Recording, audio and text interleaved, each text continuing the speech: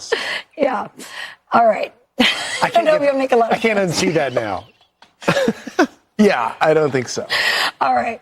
Well, there's a lot of news going on. And one of them, of course, is that Texas redistricting story. Texas redistricting battle is continuing as Democrats are fighting tooth and nail to stop lawmakers' plan to redraw the state's congressional map.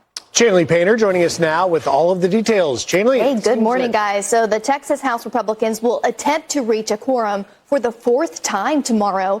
This after Texas House Democrats fled the state last week to avoid a state House vote on redistricting that would give Republicans 5 additional seats in Congress.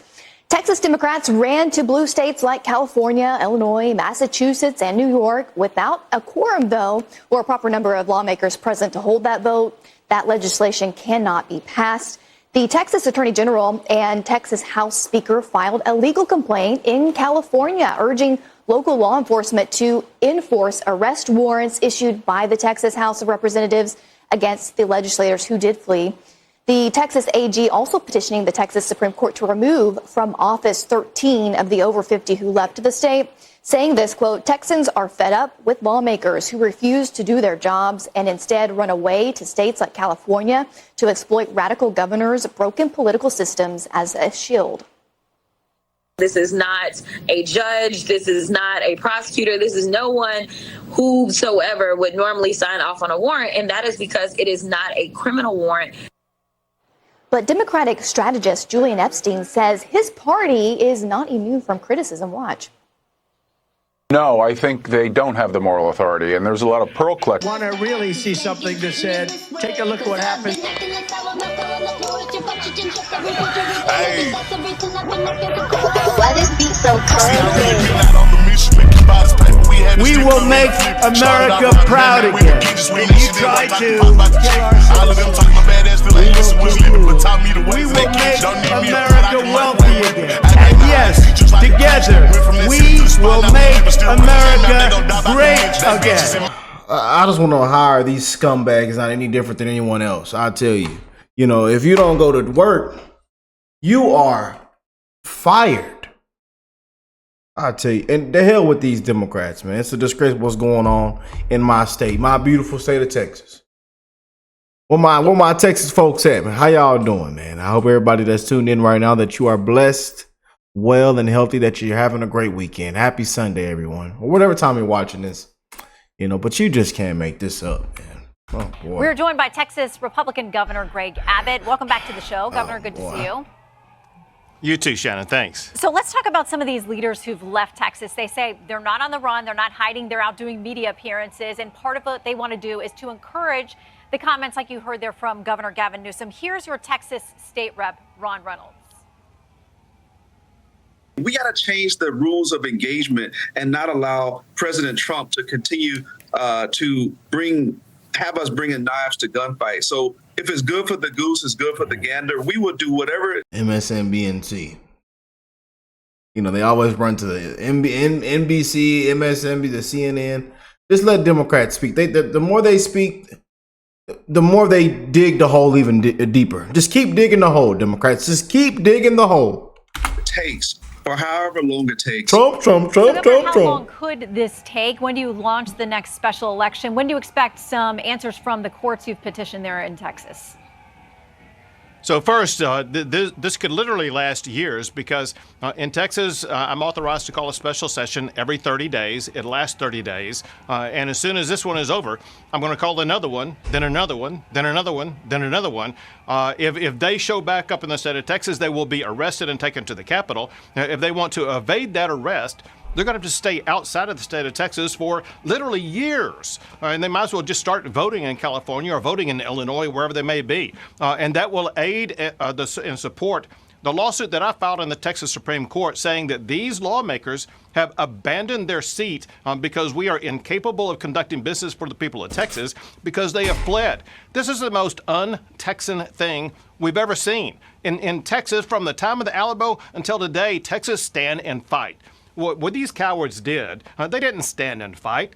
They fled and went to leftist blue states that may be more aligned with their personal philosophy that is not welcome in the state of Texas. Cowards. So you talk about cowards, running scared, But when they did this, when they do that, when you look at these states, when you pull out the map, you know, not a peep. But then when things take place with Trump, Republicans, somebody's stealing, somebody's cheating, somebody's rigging, you know. I tell you, boy, y'all are just pathetic, man. The hell with you Democrats, you know. Y'all are sad, pathetic morons, you know. And the only messaging you got is Trump, Trump, Trump, Trump, Trump. Keep at it. Keep at it. I think it's a good thing. Legal action there. And y'all know why. Petition with the Texas Supreme Court. Now, back in 2021, the Texas Supreme Court did hold that your state constitution does recognize this quorum breaking by the minority can happen. So how do you now expect to convince them that these folks have abdicated or abandoned their seats? Well, Shannon, the Texas Supreme Court didn't do exactly what you said. It did have a sentence in there that said that the way the Constitution works enables a quorum break, but it didn't authorize it. Let me give you an easy example. An interstate highway enables you to be able to drive 100 miles per hour on that interstate highway, but you're not authorized to do it. And if you do it, there's going to be consequences for which you could be held into court. And that's exactly what we have with the quorum break here. We have a situation where lawmakers are violating the law in Article 3 of the Texas Constitution, where they are required to act on bills because they're violating that constitutional mandate. That means they are not fulfilling their oath of office, and they can be removed from office in this legal action that I'm taking. Okay, so our next guest, Governor Hochul of New York, has welcomed some of your members who have fled there. She is praising them. Here's a bit of what she had to say. What Texas and Republican states are doing at the direction of Donald Trump, I say is nothing short of a legal insurrection against our capital. Oh, Miss Bally Beaver. Bally Beaver. Oh. I tell you. Miss Kathy, how about you get up there and draw the map for us? Draw the map for us, ma'am. They ought to walk this hellfire in handcuffs. Legal meaning they're using the legal process. Does not mean it's legal, and it must be stopped. So is there any conversation about legal liability for jurisdictions, for leaders, for other places where some of these Texans have fled? So listen, all this big talk and bluster by Democrat governors is nothing more than weak sauce, because the fact of the matter is they are bringing a gun to a gunfight, but they have no bullets because they lost their bullets when they engaged in redistricting and gerrymandering over the past decade.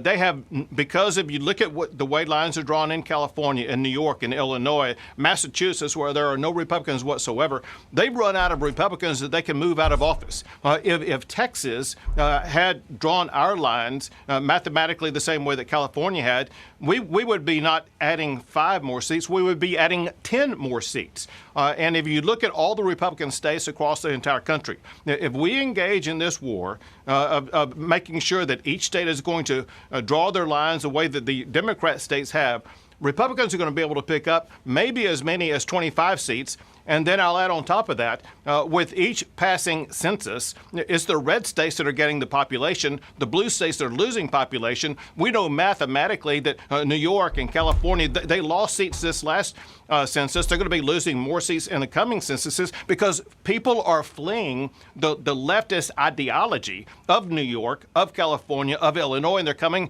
to free states like Texas and Florida and Tennessee and others.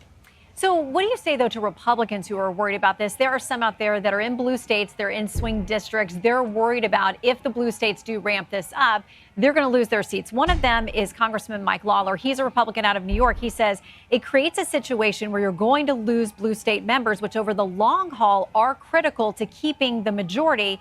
It's all that Lawler said, mutually assured destruction once people go full throttle. So what about those seats possibly being tanked in blue states? Well, as you may know, the law in New York, the law in California is very different than the law in the state of Texas. In the state of Texas, all it requires is an act of the legislature to do redistricting. In both New York and California, it requires a constitutional amendment based upon constitutional standards that already exist in their state. And that's why I say what these Democrat governors are saying is a lot of bluster, because not only do they not have the ability to remove very many Republicans, they also have no legal authority to be able to get this done in time for the same election cycle that Texas will be ready.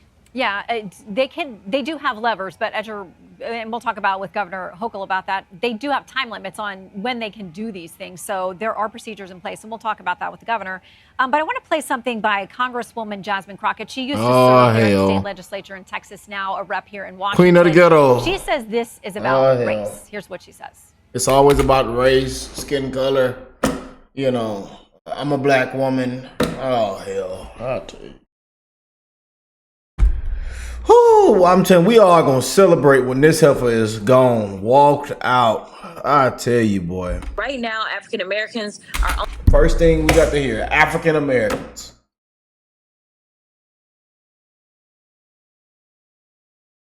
First thing we got to hear is African Americans.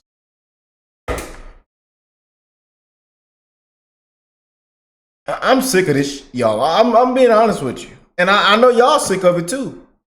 You know, we sick of this crap, man.